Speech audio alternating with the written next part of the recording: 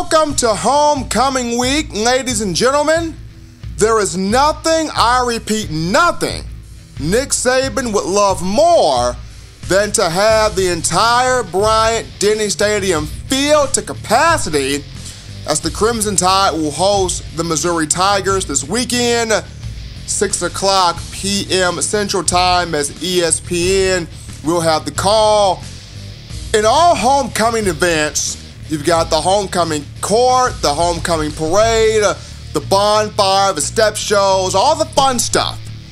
But Nick Saban's concerned about one thing: getting the victory, securing homecoming by winning that particular football game. And with that being said, we're live back from the break here on In My Own Words, Touchdown Alabama magazine. Savion Smith here. Nick Saban took full responsibility for the way the defense played against Arkansas last week. 65-31 win, but tie story, Arkansas Razorbacks were able to move the football. A lot of misdirection, having Alabama's defense confused at times. Give kudos to Chad Morris for his game planning. But Nick Saban took full responsibility for that. I know junior linebacker Mack Wilson went on Twitter to make his spiel about, defense has not been playing up to its standard. He took responsibility for that and looking to get this group back to being a feared unit. But when Nick Saban takes full responsibility for something, it only leads to him being ever so colorful amongst his players and coaching staff in the following week of practice.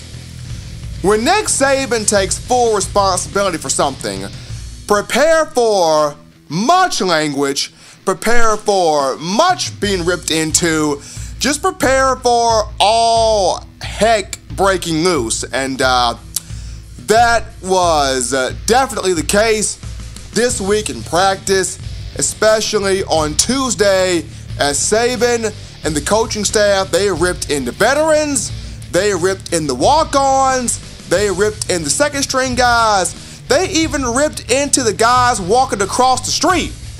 Guys walking across the street, the Jacks got cussed out. So, good Jesus, everybody got ripped into this week in practice, courtesy of Nick Saban and the coaching staff, which does not bode well for Missouri. A scorned Nick Saban does not bode well for the Missouri Tigers. So while Nick Saban, Alabama defense, everybody in full key, getting ready to take on the Missouri Tigers, a story that came out on Monday, dwindling into Tuesday, happened to be junior cornerback Trevon Diggs, who sustained a broken foot against the Razorbacks, out indefinitely, according to Nick Saban. And what's weird was, no one could really tell, myself included, no one could really tell at what point did he break his foot.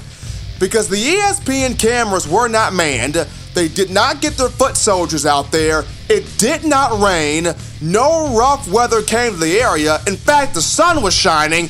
I'm trying to understand, at what point in the game did Trevon break his foot? So that's the little APB I'm trying to put out, is at what point did Trevon hurt his foot? So, according to Nick Saban, broken foot, out indefinitely. And just when Alabama and its fan base thought it had rid itself of the injury bug, you're down 5 players now with Terrell Lewis, Christopher Allen, Daniel Wright, Jalen Armour-Davis, and now Trevon Diggs, 3 of those guys from the secondary unit. And just at the point where Diggs was starting to play well, played well against Louisville, had a good game against Texas A&M, showed out against Ole Miss, despite some miscommunication issues, or issues in communications, as I should say, against Arkansas. He had played pretty well up to this point. Diggs leading the team with 6 pass breakups. He has 1 interception on the season.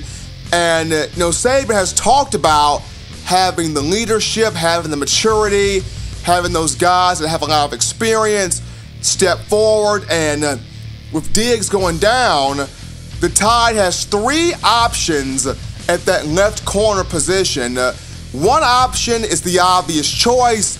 The other 2 are guys in which Saban is working into a role. They will definitely get more playing time, but as far as playing at that left corner spot that Diggs held down remains to be seen, but they will step up in playing time.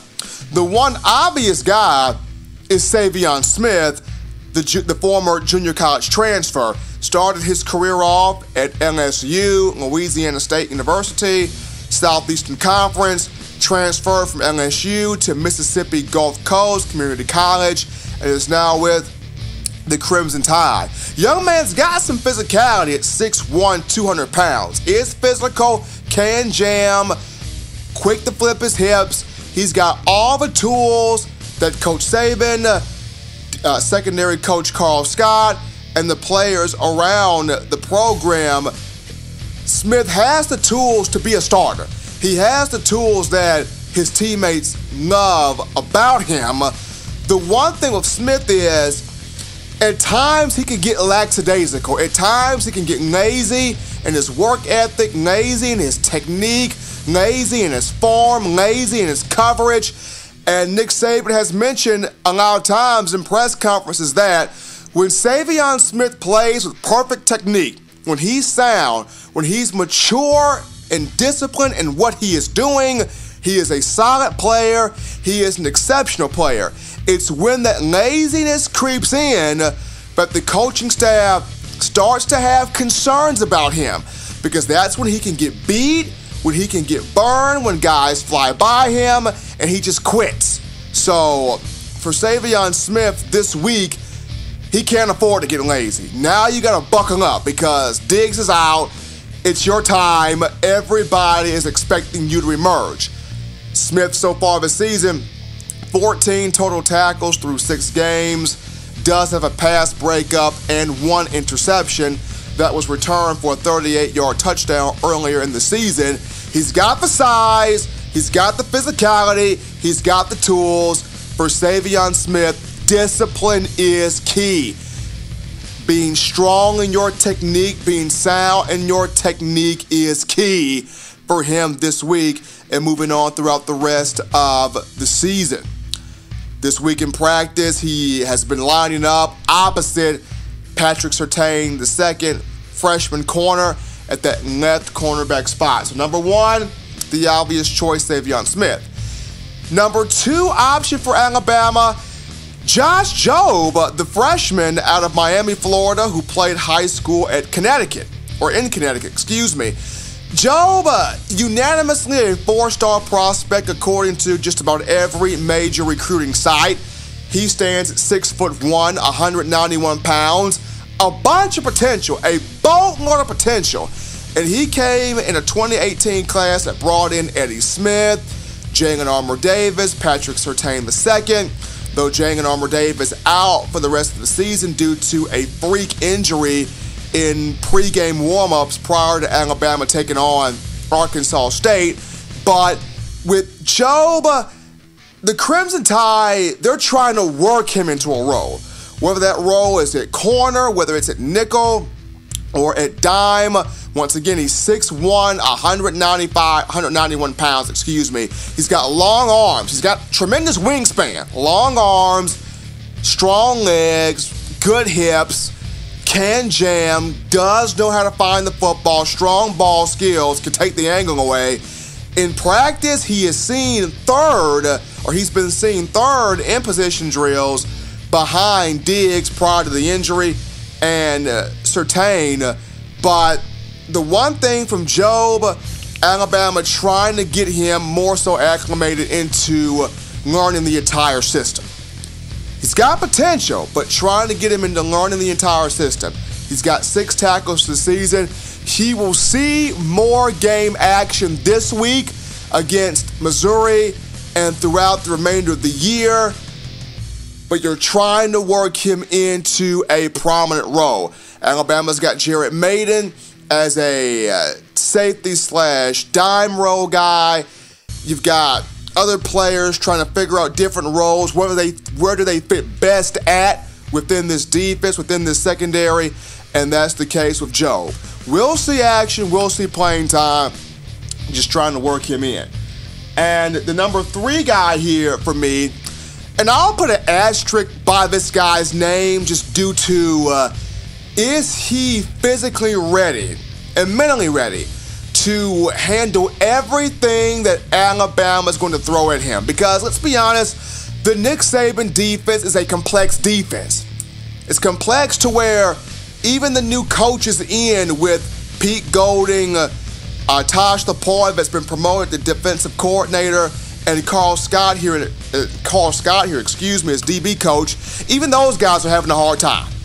Even those guys are having a difficult time trying to put everything in order, and it's going to be a thing for them to grow and get everything in order, especially going down the stretch as games get tougher, as matchups become more challenging. But in a complex Alabama defense ran by a complex, disciplined man, somewhat militant in Nick Saban, you put an asterisk by this third guy I'm about to mention due to, is he ready to become that marquee star? And that's Nigel Knott, the redshirt sophomore out of Mississippi. Knott has the talent at 5'11". He's always had the speed. He's always had the capability. He's dealt with injuries when he enrolled to Alabama in 2016, dealt with a serious knee issue. He's finally 100% healthy. You saw that against Arkansas where he made the tackle on a kickoff, ran the guy down, brought him down. Huge play by Nigel Knott.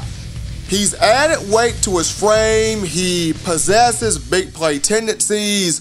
Knott also, when you watch him in practice, he's in the second team dime package as the starting right corner. Second team dime package. So he's got a lot of ability. It's just, is he ready to handle everything? Some fans believe he is. A lot of players believe that he is. But I just put an asterisk by his name right now. Gotta see this for myself if he's ready to really, really handle this. But the main guy is Savion Smith.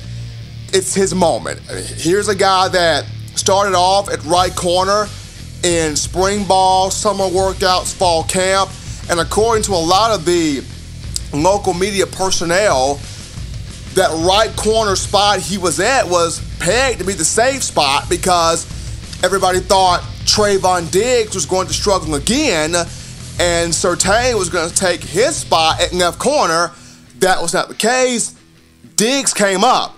Diggs emerged. He stopped talking. He started playing ball, handling his business, doing well on the field. And it's been Savion Smith that's kind of been up and down, which allowed for Surtain to take his spot at right corner. So now with Diggs out, another opportunity for Smith to reestablish himself as a starter in this league, as a starter in this conference, and as a starter for this team. He's the main guy. Gotta get more sound, more discipline in his technique. Can't allow that complacency to creep in, but he's the guy that everybody expects. Behind him, Josh Jobe, the freshman, Nigel Knott, the redshirt sophomore. Will be interesting as Alabama's final practice for media viewing will be on Wednesday. Crimson Tide expecting big things from Savion Smith with Trevon Diggs out. Nigel Knott, Josh Jobe, the supporting cast members there. Taking our final break here on In My Own Words. When we get back, we got a special treat for you guys. We got a former Alabama wide receiver joining the podcast. Who is he? How important was he in his time with the Crimson Tide? And what is this young man doing now? Stay tuned, folks, on the other side of the break. You're going to have a treat here on In My Own Words. We'll be right back.